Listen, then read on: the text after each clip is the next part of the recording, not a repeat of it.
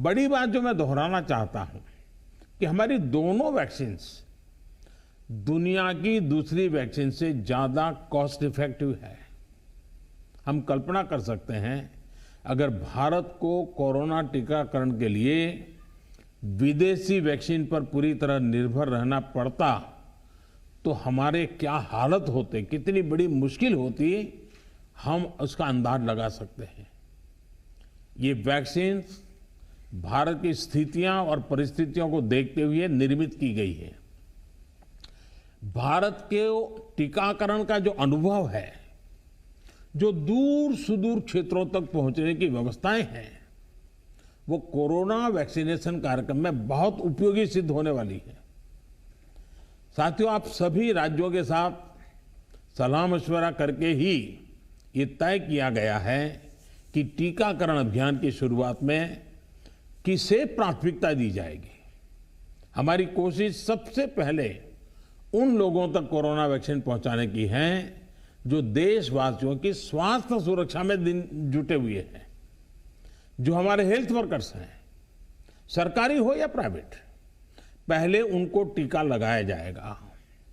इसके साथ साथ हमारे जो सफाई कर्मचारी हैं, दूसरे फ्रंटलाइन वर्कर्स हैं, सैन्य बल है, पुलिस और केंद्रीय बल हैं, होमगार्ड है, डिजास्टर मैनेजमेंट वॉलेंटियर समेत तमाम सिविल डिफेंस के जवान हैं, कंटेनमेंट और सर्वेलेंस से जुड़े रेवेन्यू कर्मचारी हैं, ऐसे साथियों को भी पहले चरणों में टीका लगाया जा रहा है। देश के अलग अलग राज्यों के हेल्थ वर्कर्स, फ्रंटलाइन वर्कर्स की संख्या देखें तो एक करीब करीब 3 करोड़ होती है। ये तय किया गया है कि पहले चरण में इन 3 करोड़ लोगों को वैक्सीन देने के लिए जो खर्च होगा वो राज्य सरकारों को वहन नहीं करना है, भारत सरकार इसको वहन करेगी। साथियों, वैक्सीनेशन के दूसरे चरण में, वैसे एक प्रकार से वो तीसरा चरण हो जाएगा, लेकिन हम अगर इन 3 करोड़ को एक माने तो दूसरा चरण 50 वर्ष से ऊपर के सभी लोगों को और 50 वर्ष से नीचे के उन बीमार लोगों को जिनको संक्रमण का सबसे ज्यादा खतरा है, उनको टीका लगाया जाएगा। आप सभी परिचित हैं कि बीते कुछ हफ्तों में जरूरी इंफ्रास्ट्रक्चर से लेकर लॉजिस्टिक तक की तैयारियां सभी राज्यों और केंद्र शासित प्रदेशों के साथ विचार विमर्श करके, लगातार मीटिंगें करके, मॉड्यूल्स बना करके इसको पूरा किया गया है। देश के लगभग हर जिले में ड्राई रन्स भी पूरे हो चुके हैं।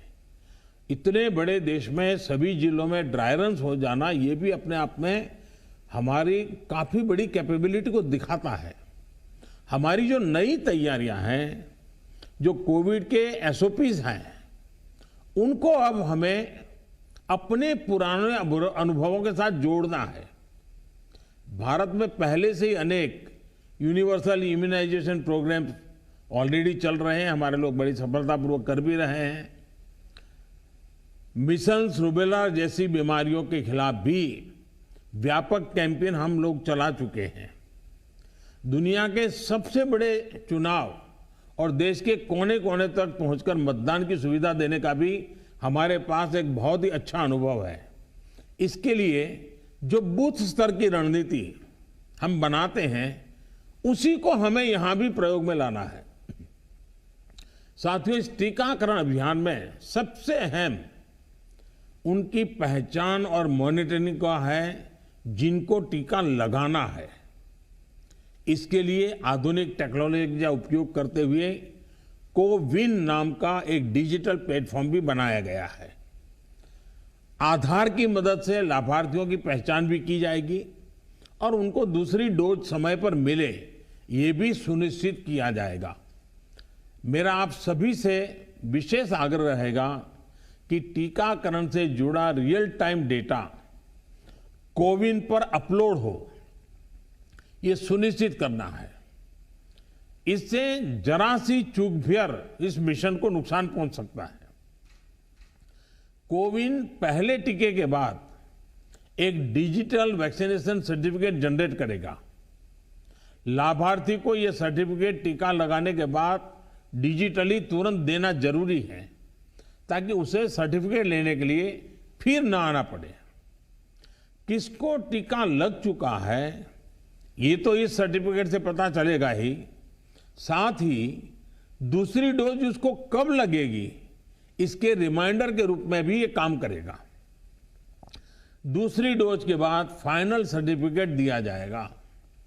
साथियों, भारत जो करने वाला है उसे दुनिया के अनेक देश फिर फॉलो करेंगे, इसलिए हमारी जिम्मेदारी बहुत ज्यादा है। एक और अहम तथ्य है जिसका हमें ध्यान रखना है, दुनिया के 50 देशों में 3-4 सप्ताह से वैक्सीनेशन का काम चल रहा है। करीब करीब 1 महीना हुआ, लेकिन अब भी करीब करीब 2.5 करोड़ लोग ही वैक्सीन हो पाई है पूरी दुनिया में। उनकी अपनी तैयारियां हैं, उनका अपना अनुभव है, उनका सामर्थ्य है, वो अपने तरीके से कर रहे हैं। लेकिन अब भारत में हमें अगले कुछ महीनों में ही लगभग 30 करोड़ आबादी के टीकाकरण का लक्ष्य हासिल करना है। इस चुनौती का पूर्वानुमान लगाते हुए ही बीते महीनों में भारत ने बहुत व्यापक तैयारियां की हैं। कोरोना की वैक्सीन से अगर किसी को कुछ असहजता होती है तो उसके लिए भी जरूरी प्रबंध किए गए हैं। यूनिवर्सल इम्यूनाइजेशन प्रोग्राम में पहले से ही इसके लिए एक मैकेनिज्म हमारे पास रहता है। कोरोना टीकाकरण के लिए इसको और मजबूत किया गया है। साथियों, वैक्सीन और टीकाकरण की इन बातों के बीच हमें ये भी याद रखना है कि कोविड से जुड़े जो प्रोटोकॉल हम फॉलो करते आ रहे हैं उनको इस पूरी प्रक्रिया के दरमियान भी बनाए रखना है। थोड़ा सा भी लूजनेस नुकसान कर सकता है। और यही नहीं, जिनको टीका लगाया जा रहा है वो भी संक्रमण को रोकने के लिए जो सावधानियां हम लेते रहे हैं उनको फॉलो करते रहे। ये सुनिश्चित करना ही होगा। एक और बात जिस पर हमें बहुत गंभीरता से काम करना है, हर राज्य, हर केंद्र शासित प्रदेश को ये सुनिश्चित करना होगा कि अफवाहों पर, वैक्सीन से जुड़े अपप्रचार को कोई हवा न मिले। इफ्स और बट्स से बात नहीं होनी चाहिए। देश और दुनिया के अनेक स्वार्थी तत्व हमारे इस अभियान में रुकावट डालने की कोशिश कर सकते हैं। कॉरपोरेट कंपटीशन भी इसमें आ सकती है, कंट्री का प्राइड के नाम से भी आ सकता है, बहुत सी चीजें हो सकती हैं। ऐसी हर कोशिश को देश के हर नागरिक तक सही जानकारी पहुंचाकर हमें नाकाम करना है। इसके लिए हमें धार्मिक और सामाजिक संस्थाओं, NYK हो, NSS हो, सेल्फ हेल्प ग्रुप्स हो, प्रोफेशनल बॉडीज हो, रोटरी, लायंस क्लब जैसे संस्थाएं हो, रेड क्रॉस जैसी संस्थाएं हो, इन सबको हमने साथ जोड़ना है। जो हमारी रूटीन स्वास्थ्य सेवा हैं, जो दूसरे टीकाकरण अभियान, वो भी ठीक से चलते रहें, इसका भी हमने ध्यान रखना है। क्योंकि हमें मालूम है कि हम 16 को शुरू कर रहे हैं, लेकिन हमारी 17 को एक रूटीन वैक्सीन का भी डेट है। तो इसलिए हमारा जो रूटीन वैक्सीन का काम चलता है वो भी कहीं डैमेज नहीं होना चाहिए। आखिरी में एक और गंभीर विषय के बारे में आपसे जरूर बात करना चाहता हूं। देश के 9 राज्यों में बर्ड फ्लू की पुष्टि हुई है। ये राज्य हैं केरला, राजस्थान, हिमाचल प्रदेश, गुजरात, हरियाणा, उत्तर प्रदेश, मध्य प्रदेश, दिल्ली और महाराष्ट्र।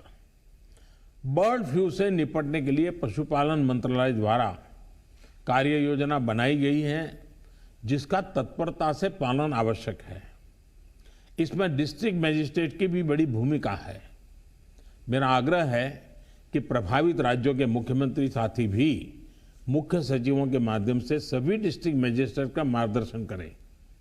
जिन राज्यों में अभी बर्ड फ्लू नहीं पहुंचा है, वहां की राज्य सरकारों को भी पूरी तरह सतर्क रहना होगा। हमें सभी राज्यों, स्थानीय प्रशासन को वाटर बॉडीज के आसपास पक्षी बाजारों में, जू में, पोल्ट्री फार्म इत्यादि पर निरंतर निगरानी रखनी है ताकि पक्षियों के बीमार होने की जानकारी प्राथमिकता पर मिले। बर्ड फ्लू की जांच के लिए जो लेबोरेटरीज हैं वहां समय पर सैंपल भेजने सही स्थिति का जल्दी पता लगेगा और स्थानीय प्रशासन भी उतनी ही तेजी से कार्रवाई कर पाएगा। वन विभाग हो, स्वास्थ्य विभाग, पशुपालन विभाग के बीच जितना अधिक कोऑर्डिनेशन होगा उतनी ही तेजी से हम बर्ड फ्लू के नियंत्रण में सफल होंगे। बर्ड फ्लू को लेकर लोगों में अफवाहें न फैलें, इसे भी हमें देखना होगा। मुझे पूरा विश्वास है कि हमारे एकजुट प्रयास हर चुनौती से देश को बाहर निकालेगा। मैं फिर एक बार आप सबका बहुत आभारी हूं और 60% काम होने के बाद हम दोबारा एक बार बैठ करके रिव्यू करेंगे। उस समय जरा विस्तार से भी बात करेंगे और तब तक कुछ नई वैक्सीन आ जाए तो उसको भी हम संज्ञान में लेकर के आगे की अपनी रणनीति बनाएंगे। बहुत बहुत धन्यवाद आप सबका। तो आप सुन रहे थे प्रधानमंत्री नरेंद्र मोदी को, और प्रधानमंत्री नरेंद्र मोदी इस वक्त देश के राज्यों, केंद्र शासित प्रदेशों के मुखिया यानी कि मुख्यमंत्री और गवर्नर, लेफ्टिनेंट गवर्नर्स को संबोधित कर रहे थे।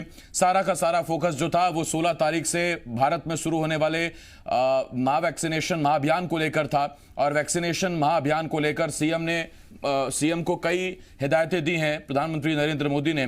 और प्रधानमंत्री नरेंद्र मोदी ने सबसे पहले कहा कि ये बहुत बड़ा वैक्सीनेशन का अभियान होने जा रहा है। शुरुआती फेज में 3 करोड़ स्वास्थ्यकर्मी, फ्रंटलाइन वॉरियर्स को वैक्सीन लगाई जाएगी। इसके साथ ही उन्होंने कहा कि हमें गौरवान्वित करती है ये बात कि दोनों वैक्सीन, चाहे वो भारत बायोटेक की हो या फिर सीरम इंस्टीट्यूट की हो, दोनों वैक्सीन का निर्माण भारत में ही हुआ है। आपको याद होगा पीएम हैदराबाद पहुंचे थे जहां उन्होंने सीरम इंस्टीट्यूट और उसके बाद भारत बायोटेक की वैक्सीन का निर्माण की जानकारी ली थी। दोनों वैक्सीन भारत में बनी हुई हैं। उन्होंने कहा पूरी दुनिया में जब वैक्सीन लगनी शुरू हो गई हैं, भारत भी उस दिशा में आगे बढ़ रहा है। साथ ही पीएम ने यह भी कहा है कि हमको समाज में शरारती तत्वों से भी बचकर रहना है, क्योंकि वो इस अभियान को फेल करने की पूरी कोशिश करेंगे, इसमें बाधा पहुंचाने की कोशिश करेंगे, इसे अवरुद्ध करने की कोशिश करेंगे।